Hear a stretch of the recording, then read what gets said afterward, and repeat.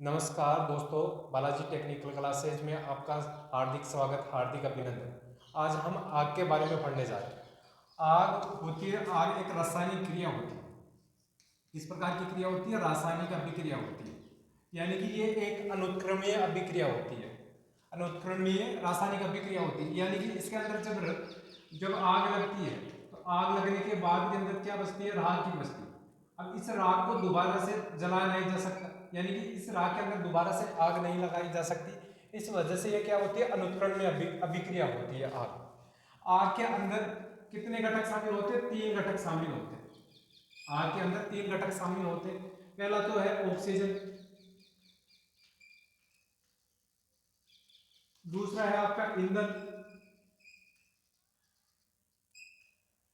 Oxygen, ईंधन और ऊष्मा। ये 3 चीज मिलकर किसको बनाती है? आग का निर्माण करती है। ये तीनों चीज मिलकर आग का निर्माण करती है। ऑक्सीजन, ऊष्मा और ईंधन, ये तीनों चीज मिलकर किसका निर्माण करती है? आग का निर्माण करती है।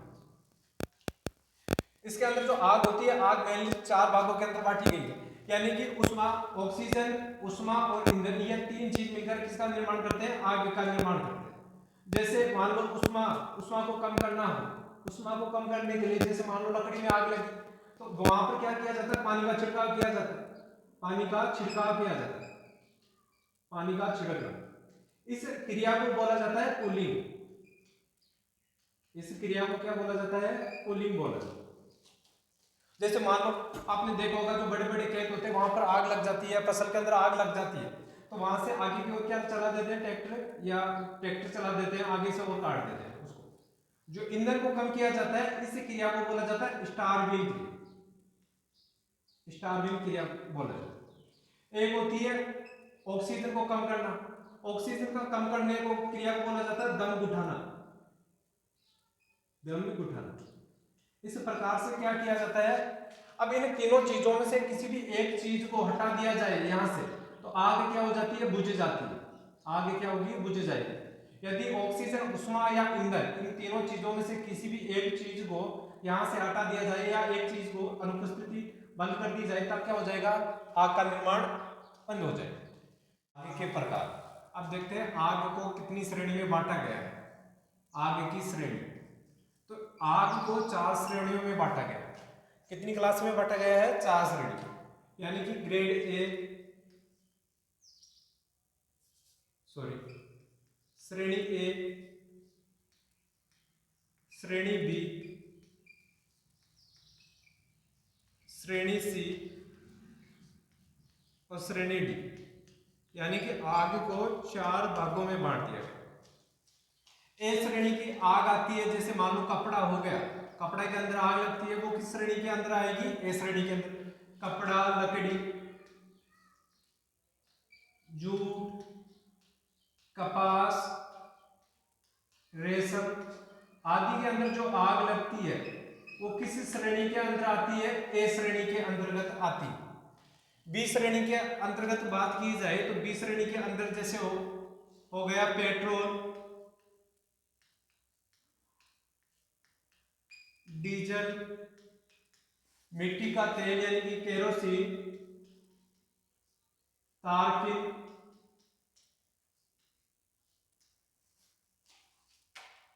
आदि के अंदर जो आग लगती है, या पेंट हो गया आदि के अंदर जो आग लगेगी वो बी श्रेणी के अंतर्गत आग आती है। सी श्रेणी की बात की जाए तो सी श्रेणी के अंतर्गत आता है, जैसे मान ले हो गया एलपीजी, यानी कि गैसीय पदार्थ के अंदर आग लगती है। सीएनजी आदि के अंदर जो आग लगती है, यानी कि गैसीय पदार्थ, गैसीय पदार्थों के अंदर जो आग लगती है वो किस श्रेणी की आग होती है? वो सी श्रेणी की आग होती है। डी श्रेणी की ये आग होती है जो धात्विक होती है। धात्विक पदार्थ के अंदर जो आग लगती है वो किस श्रेणी के अंदर आती है? डी श्रेणी के अंदर। जो बिजली से लगने वाली आग होती है वो भी सी श्रेणी के अंतर्गत ही आती है। बिजली से लगने वाली आग, यह सभी किस श्रेणी के अंतर्गत आती है? सी श्रेणी के। एलपीजी हो गया, सीएनजी हो गया, जैसे गैसीय पदार्थ या बिजली से लगने वाले पदार्थ। ए श्रेणी की बात की जाए तो कपड़ा, लकड़ी, जूट, कपास आदि के अंदर जो आग लगती है वो किस श्रेणी के अंतर्गत आती है? ए श्रेणी के अंतर्गत आती है। बी श्रेणी के अंतर्गत पेट्रोल, डीजल, केरोसिन, तारपीन आदि के अंदर जो आग आती है वो श्रेणी बी के अंतर्गत आती है। श्रेणी सी की बात की जाए तो एलपीजी, सीएनजी या गैसीय पदार्थ या बिजली से लगने वाली आग। और डी के अंदर कौन सी श्रेणी के अंदर आती है? धात्विक पदार्थों के अंदर लगने वाली आग। अब देखो इनको बुझाया किसके द्वारा जाता है? जो ए श्रेणी की आग होती है इसको बुझाने के लिए किसका प्रयोग किया जाता है? जैसे पानी का प्रयोग कर लिया, रेत का प्रयोग कर लिया, इसका प्रयोग के द्वारा क्या किया जाता है? इनको बुझाया जा सकता है। पेट्रोल, डीजल, केरोसिन, तारपीन इनको बुझाने के लिए किसका प्रयोग किया जाता है? फोम टाइप अग्निशामक यंत्र आते हैं, फोम टाइप या जहाग वाले, जहाग युक्त अग्निशामक यंत्र के द्वारा, जहाग युक्त अग्निशामक यंत्र के द्वारा बुझाया जाता है।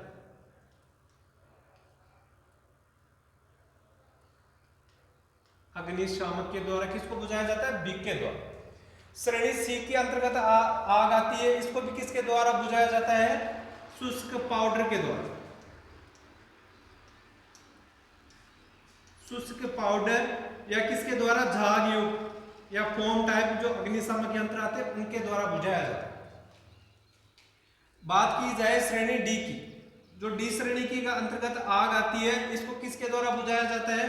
तो सीटीसी के द्वारा, कार्बन टेट्रा क्लोराइड, इसके द्वारा बुझाया जाता है। और किसके द्वारा बुझाया जाता है? हेलोन यंत्र के द्वारा भी बुझाया जाता है, अग्निशामक यंत्र के द्वारा भी बुझाया जाता है। हेलोन अग्निशामक यंत्र यानी कि जो बिजली से लगने वाली आग होती है वो किसके द्वारा बुझाई जाती है? हेलोन नामक ही अग्निशामक यंत्र के द्वारा।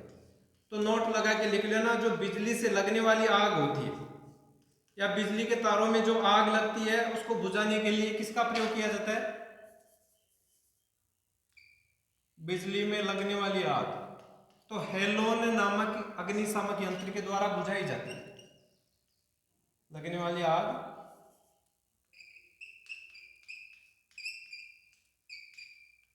हेलोन नामक अग्निशामक यंत्र के द्वारा। हेलोन के अंदर दो चीज का मिश्रण होता है, एक तो होता है सीटीसी का, कार्बन टेट्रा क्लोराइड, और एक होता है बीएफसी का। इन दो चीजों को मिलाकर किसका निर्माण किया जाता है? हेलोन नामक अग्निशामक यंत्र। इसके अलावा सीटीसी का प्रयोग कहां पर किया जाता है? बिजली से लगने वाली आग को बुझाने के लिए भी सीटीसी का भी प्रयोग किया जाता है। सीटीसी का जो रासायनिक सूत्र होता है वो क्या होता है? CCl4 होता है, कार्बन टेट्रा क्लोराइड होता है, कार्बन टेट्रा क्लोराइड होता है। अब देखो अग्निशामक के प्रकार। जो अग्निशामक होता है यानी कि जो आपको पढ़ाई गई थी अभी 4 प्रकार की ग्रेड की आग, उनको बुझाने के लिए किस किस का प्रयोग किया जाता है, कौन कौन से रसायन का प्रयोग किया जाता है? तो पहला किया जाता है पानी का उपयोग। पानी का उपयोग वहां पर किया जाता है जो क्लास ए की आग होती है। कौन सी? क्लास ए के अंदर। क्लास ए की आग को बुझाने के लिए किसका प्रयोग किया जाता है? पानी का उपयोग किया जाता है। इसका एक विशेष टिप्पणी यह है कि इसका उपयोग जो जहां पर बिजली के तार होते हैं वहां पर इसका उपयोग नहीं किया जाए, यानी कि पानी का उपयोग बिजली के तारों के ऊपर नहीं किया जाना चाहिए। यानी कि क्लास ए की आग होगी जैसे कपड़ा, जूट, रेशम, इनके अंदर ही लकड़ी होगी, इनके अंदर ही किसका प्रयोग किया जाता है? पानी का। जहाग प्रकार का होगा यानी कि फोम टाइप अग्निशामक यंत्र का उपयोग वहां पर किया जाता है जो क्लास ए होती है। और क्लास कौन सी? बी। क्लास ए और क्लास बी के अंदर किसका प्रयोग किया जाता है? जहाग युक्त अग्निशामक यंत्र का उपयोग किया जाता है। अगली बात की जाए ड्राई पाउडर यानी कि शुष्क चूर्ण का। शुष्क चूर्ण का उपयोग वहां पर किया जाता है जो क्लास ए की आग, क्लास ए हो चाहे बी हो, क्लास सी और डी, चारों प्रकार की जो क्लास होगी या वर्ग होगा उनके अंदर को आग को बुझाने के लिए किसका प्रयोग किया जाता है? ड्राई पाउडर यानी कि शुष्क पाउडर का उपयोग किया जाता है।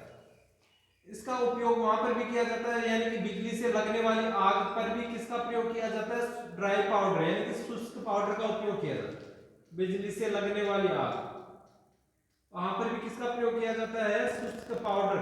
इसके अतिरिक्त रेत का भी प्रयोग किया जाता है। अगला है कार्बन डाइऑक्साइड। इसका उपयोग वहां पर किया जाता है class A, class B, class C और क्लास डी। इन चारों प्रकार की जो आग होती है वहां पर किसका प्रयोग किया जाता है? Carbon dioxide. लेकिन मेनली जो जहां पर उपयोग किया जाता है जैसे गैसीय पदार्थ होते हैं वहां पर इसका अधिक उपयोग किया जाता है, गैसीय पदार्थ। गैसीय पदार्थों में इसका उपयोग अधिक किया जाता है, किसका? कार्बन डाइऑक्साइड का उपयोग अधिक किया जाता है। अगली बात की जाए तो गीला रसायन। गीला रसायन का उपयोग, इसका उपयोग वहां पर किया जाता है क्लास ए के अंदर, क्लास ए और क्लास बी, इन दो के अंतर्गत ही करते हैं, क्योंकि यह गीला है और विद्युत का चालक होने की वजह से विद्युत पर इसका उपयोग नहीं किया जाता। अगला है हेलोन। इसका मेनली या मुख्यतः उपयोग कहां पर किया जाता है? जो बिजली से लगने वाली आग होती है वहां पर किसका प्रयोग किया जाता है? हेलोन नामक अग्निशामक यंत्र। यानी कि बिजली से किसी भी प्रकार की आग हो वहां पर बुझाने के लिए किसका प्रयोग करते हैं? हेलोन। हेलोन दो रसायनों का मिश्रण होता है, एक तो होता है सीटीसी का, एक होता है बीसीएल। यानी कि सीटीसी होता है यानी कि कार्बन टेट्रा क्लोराइड, ये होता है ब्रोमो क्लोरो डाइफ्लोरो मिथेन होता है। इसका रासायनिक सूत्र की बात की जाए तो CCl4 होता है, कार्बन टेट्रा क्लोराइड होता है। और इसकी फुल फॉर्म की बात की जाए तो इसका मतलब होता है ब्रोमो क्लोरो